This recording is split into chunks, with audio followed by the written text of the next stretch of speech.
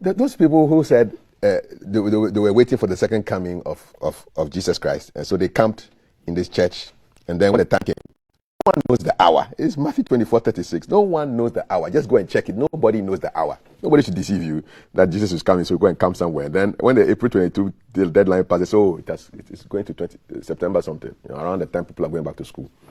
Africans, wake up. Wake up and read. That's just my little rant. We'll have more on IMF and other matters after 7 o'clock. But now we're looking at health issues. Health check, we do this weekdays at 6:30. And today we're looking at a very important issue. It has to do with money and disease. Investment in epidemic preparedness. Yeah, we'll break it down nicely for you. So, we're living in not even an epidemic, but a pandemic, and issues of COVID and, there's cholera, there's influenza, meningitis, so many things happening, and they lead to the impact on livelihoods and households, collapsed businesses, stall the growth of the economy even. Although we can't prevent epidemics, the health system, which includes surveillance systems, infrastructure, can help to reduce the effects on society as well as the health system. So we're going to be discussing the funding of preparedness as far as epidemics are concerned. My guests are Dr. Emmanuel Ayifa, who is Deputy Country Director of SEND Ghana. Good to have you here, Doc. Thank you. And I'll start with Stephen Atasige, who is an epidemiologist and Country Coordinator for Global Health Advocacy Incubator. Stephen, hi, good to have you here. Thank you. Let's dive straight into the conversation. So, of late, we've seen a slight uptake in COVID cases, and of course, we still have influenza and monkeypox in the country. Monkeypox, what is really accounting for this little upsurge that we are seeing? Okay, so thank you very much, Kafri. So, disease outbreaks are influenced by several factors, of course. One, with respect to influenza and COVID, and we find ourselves in this time of the year that helps diseases like influenza especially to thrive, because the agent that causes influenza thrives more in this season that we find ourselves. Of course, COVID has been with us for some time, and we know that beyond the seasonality, we also have to talk about the preventive measures. Influenza, for instance, has been around much longer, and there have been so many, measures that the health system has put in place to help contain it when it comes within the season. So that's one. But having surge in cases when it comes to influenza or monkeypox or even COVID is not a bad sign. It also shows that the surveillance system is working.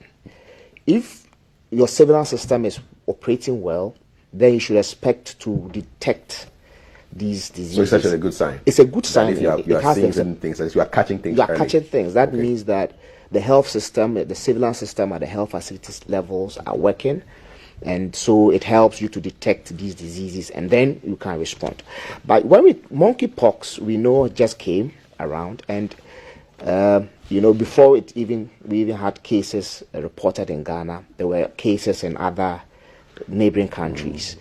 And so it goes down to the issue of border surveillance, because we are now, like we always say, we're a global village now, and when people travel across borders, you expect them to carry across some of these infections when they are around. Okay. And so with monkeypox, yes, border travels has been a factor, and that's why it's important.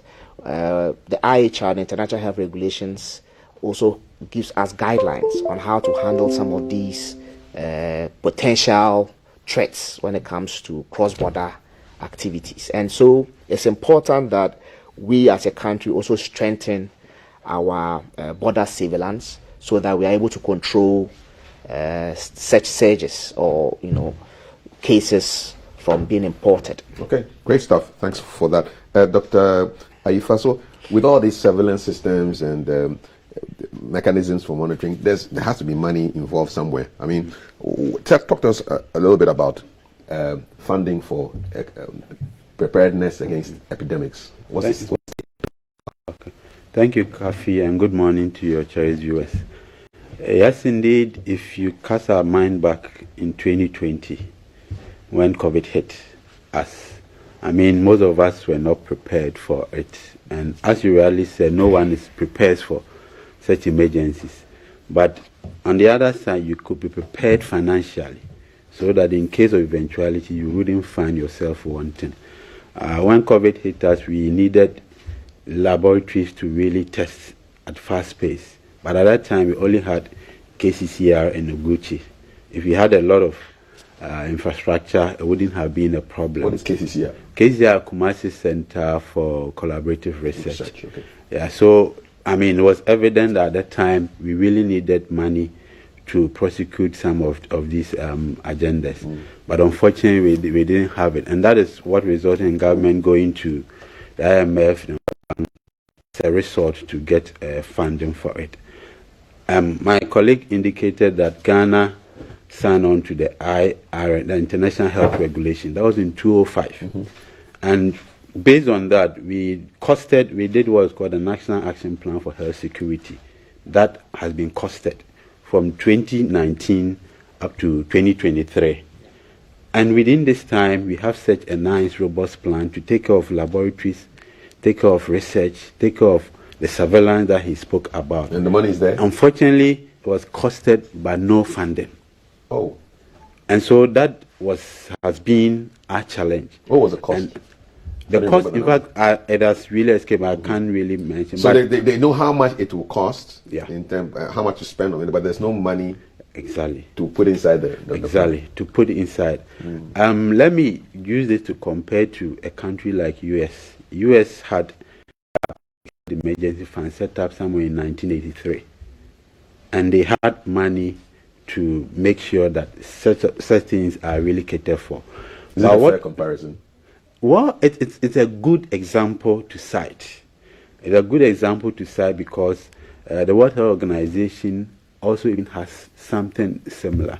I'm trying to drive home a point that in 2016, where we had a lot of cases of Ebola in West Africa, even though in US we didn't have Ebola, they voted $5 billion just to make sure that in case there are some of these cases in there, I mean, U.S. government and the U.S. populace are going to be protected. And so this is the case that we are also trying to make, that fortunately government had decided to set up a public health emergency fund. And once you are setting such a fund, it's going to help in future pandemics and epidemics and whatnot. Where's the money going to come from? I mean, a fund must have money. Yes. What are the sources of funding? You know, in 2021, government came out with what we call the COVID Health Act. That is the Act 1068. And that act looks at trying to mobilize revenue. That's where the popular COVID levy that government spoke about. And the levy is basically charging 1% of any good or service that is VAT compliant. Are we still paying that money? We are paying. If you have to buy even this bottle of water, there's a COVID levy on it. And you get, yes, a receipt, there's a COVID levy on it. And so look at the name, COVID Health Levy. And it just suggests that it means that this is to take care of COVID and such emergencies. So anything that is vatable will have a COVID levy on it? Yes, exactly. Okay. But then the matter is that the money is not directly going to COVID or epidemic preparedness. Where is it going? I mean, obviously, it is to fund most of the projects or programs of government, but it's not targeted. Would you have wished that it went straight into a particular area, you know, maybe like how we say, there are some people who have different envelopes for different parts of their budget. So when the money comes and they know that this one is going to this envelope, should that money have been going somewhere ring fenced? So this is what it is for? Exactly. I mean, if you've tagged something COVID health fund or levy, it's specific to COVID. And what we are saying that COVID is a pandemic, it's an epidemic. And so what we need to do then is that if it's for COVID, use it for epidemic financing. Don't use it for other things. The good thing is that government rope in so much money. The finances are projected in 2020 when it was introduced that will be getting around 144 million Ghana cedis. 144 million. Yes, Ghana but cedis. then when you look at the budget, 2022 budget, what was roped in was around 346 or so million. So excess. So mean that, I mean, this was the first 3 quarters. Wow. This was the first going. You know, every year the budget is ready in November. Exactly. And so you wouldn't have the accounting for the last quarter. Yeah. This year we are projecting around 1.4 billion Cities. to get from cities, to get from the COVID levy. And fast forward, if you have to go to 2025, it's around 1.7 billion. And so the fact is that if we are getting so much money for COVID, on COVID levy, then why don't we use that money to fund epidemic preparedness, especially that the National Action Plan for Health Security is being costed, we don't have money for it. This is very, there are interesting revelations here. So, talk to us, to Stephen, about. So there are so many revolving funds. So HIV, TB. What exactly is a revolving fund, and how will it be different from what you're talking about? Okay, so for us, of course, for revolving fund, they are set up for specific purposes. And then what happens is that depending on what the need for what you want to use for, and then you use it at a particular time, you can then decide to shift focus on something else. But what we are calling for, indeed, it's important to know that the 2022 budget, the government indicated that they'll be setting up a public health emergency fund. I mean, this is akin to like the GET fund that we have, that is helping in education infrastructure and whatnot.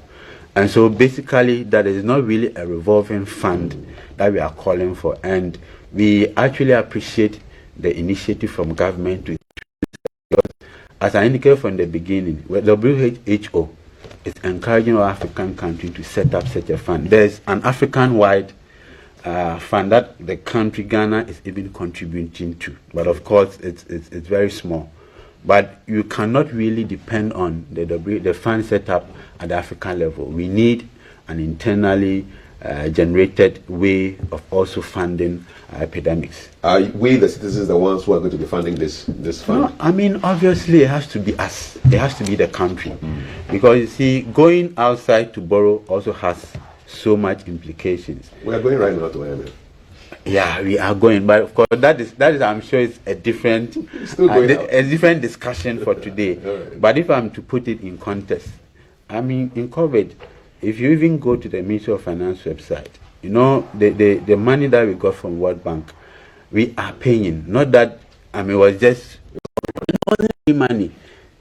One of it, I think the 150 million that we got to take care, dollars, to take care of as lab and surveillance and whatnot, we are paying 0.5% of it for 30 years. And so that should tell us that whichever money we are getting from either multilateral or either private investment companies outside, we are paying. And so if you set up the COVID levy, which is something that internally we are generating and giving us so much money, why wouldn't you use that specifically for such a purpose? I keep repeating that because it is important that government looks at that. Stephen, how will this proposed health emergency fund impact your work as an epidemiologist? All right. So, in 2017,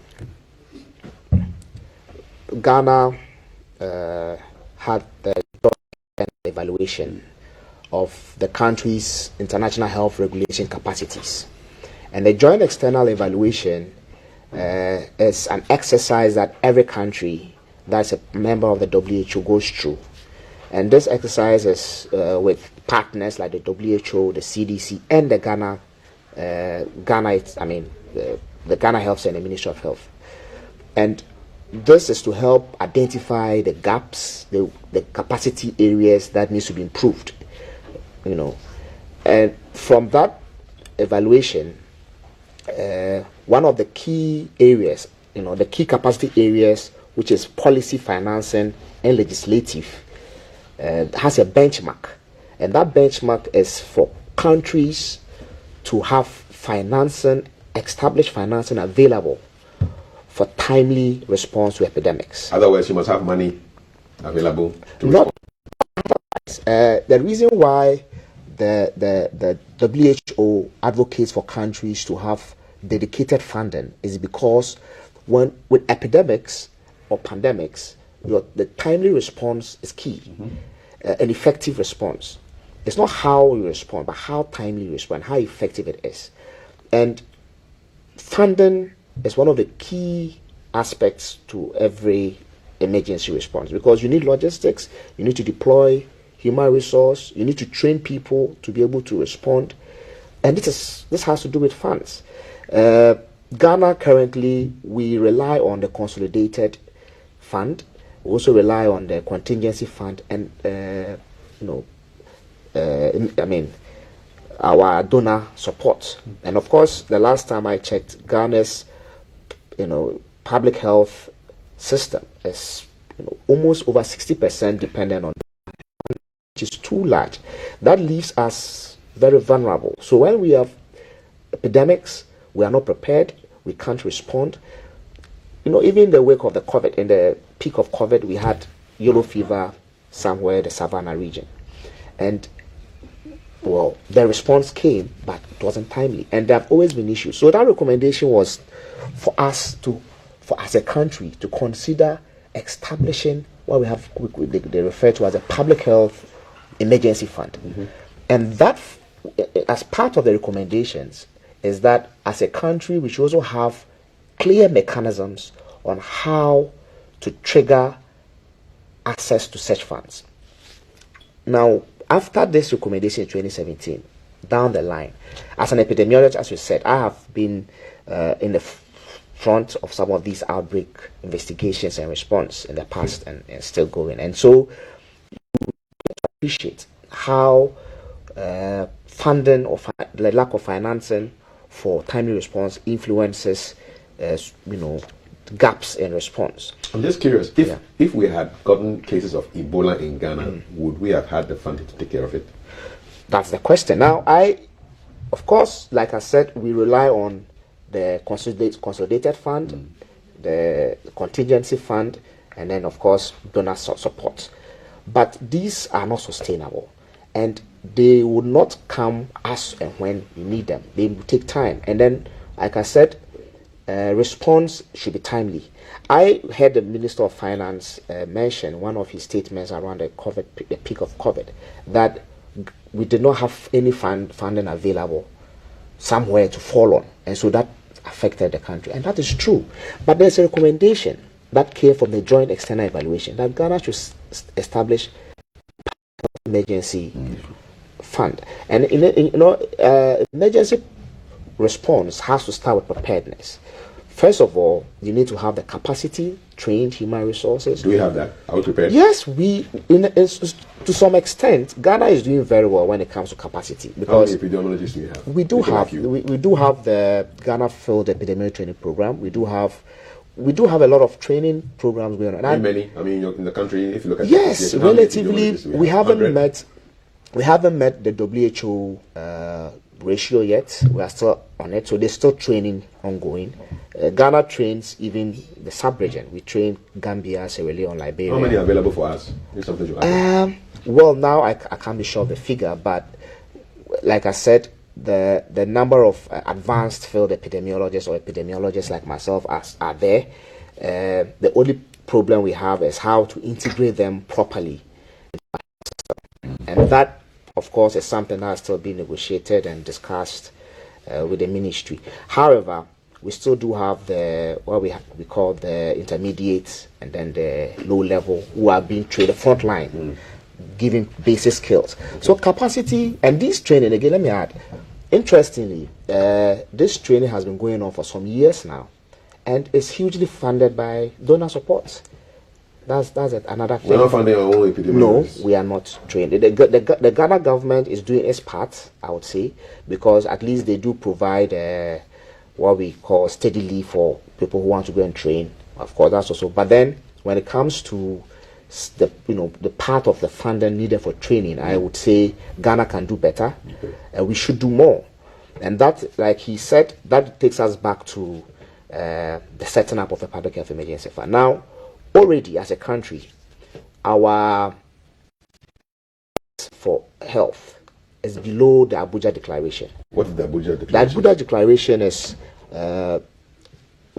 we as a country sign on to dedicate 15% of our annual budgets on health. On health. What are we spending right now? I think averagely our trend is less than 7 to 8%. We are doing half of that already.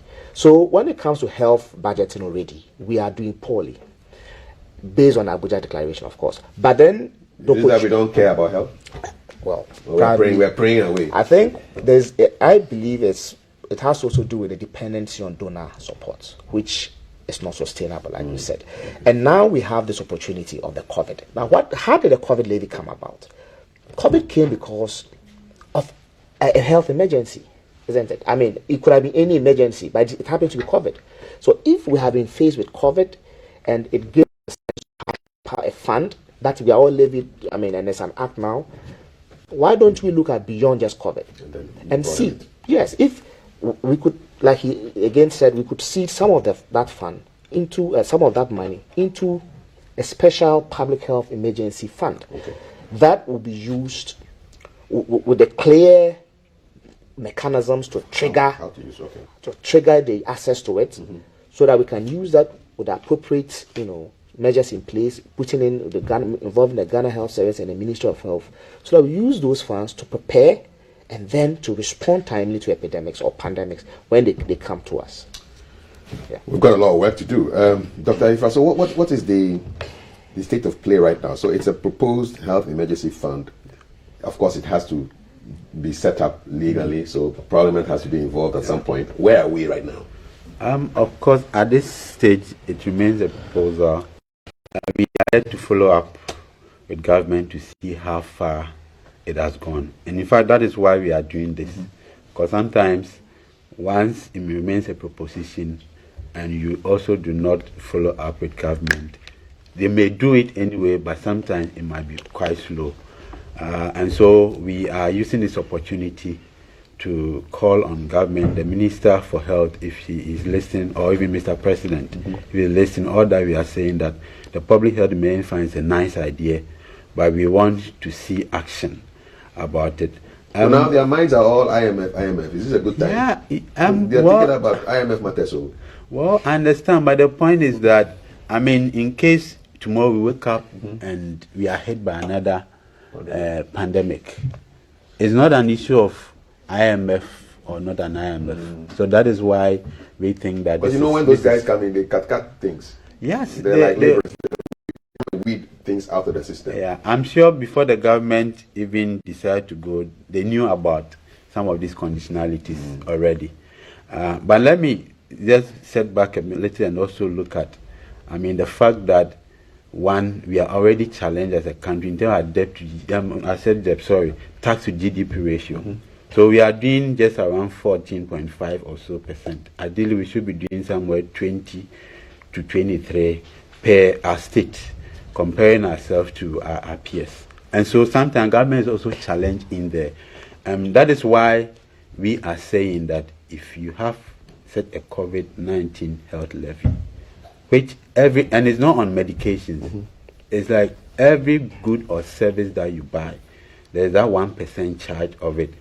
We are saying it shouldn't go to the consolidated fund. My colleague talked about it. Yeah. Once consolidated is there, you can just decide to put in for anything. But what we want is that ring fence. It should be ring fence. It should be specifically in a particular pool.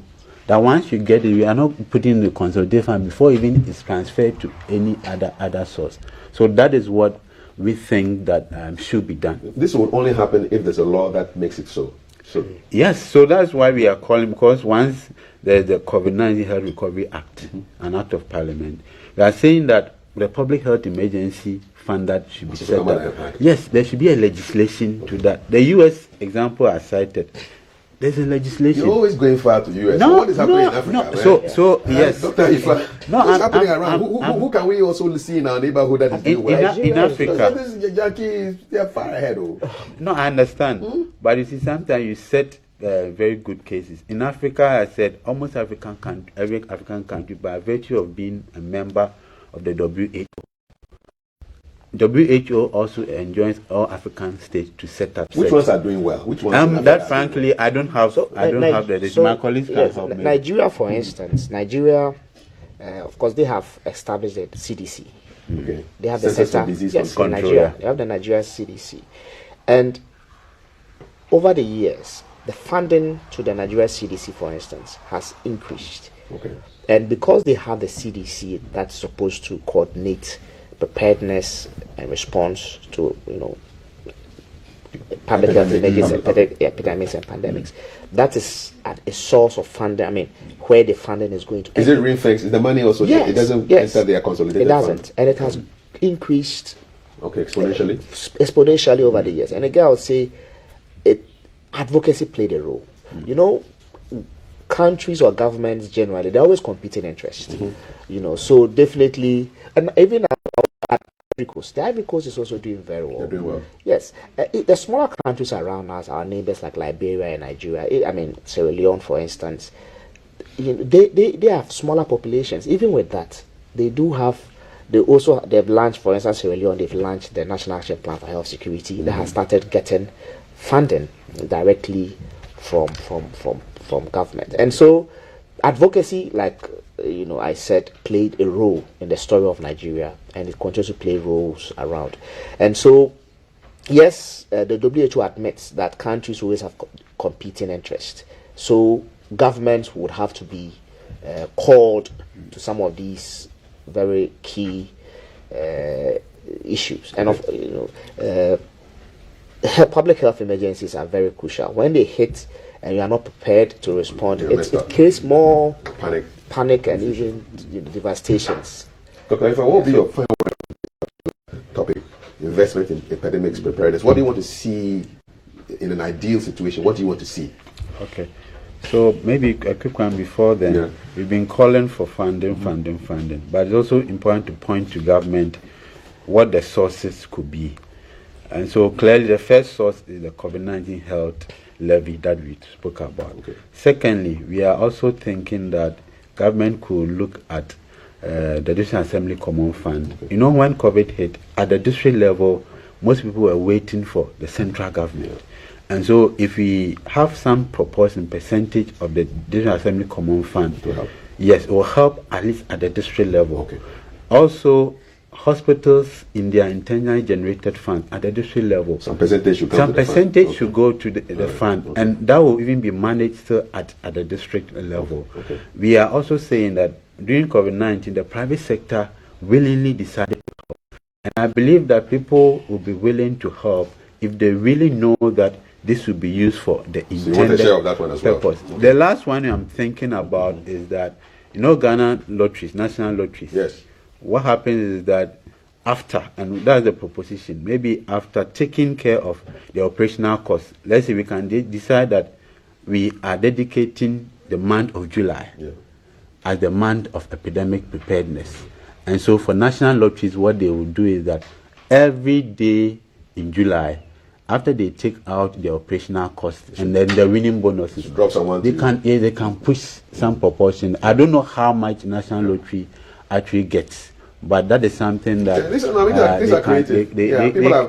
they can look at. I believe that will help. But my last word is that 30 seconds. Yes, we have a situation where we should instill confidence in people, and so for such a fund should not be managed by a political element. It should be an independent body. Okay. I mean, we're discussing the case of Kenya for EPA, and we believe that should be. So an independent body should do it. Exactly. And this will all happen within the act that you propose. Exactly. Yes, that is what we are calling for. Okay, gentlemen. Well, I want to say thank you so much. Dr. Emmanuel Ifa is Deputy Country Director for Send Ghana, and Stephen Atasige is Epidemiologist and a Country Coordinator for Global Health Advocacy Incubator. We'll be looking at investment in epidemics preparedness, preparing for the sports news in 30 seconds, but just enough time to squeeze in a birthday dedication for a young lady whose birthday was the 3rd of July, which was yesterday. It's coming from Mom and Dad, Cheryl Ajwa Asempa Lamte. Happy birthday to you from Uncle Calf, Auntie Matiti, Auntie Val, Auntie Thelma, Uncle Jay, and Uncle Alan, and all of us here. Happy birthday to you, Cheryl Ajwa Asempa Lamte from Mom and Dad. She is coming up with the sports news. She's AKA the Liverpool chick, and she's called Maltiti Saida Sadiq, and she's got the sports news. I'll come back at 7:20 with the headlines. You stay with us. Don't go. It's all IMF matters. So you hold on. We're coming to sports next.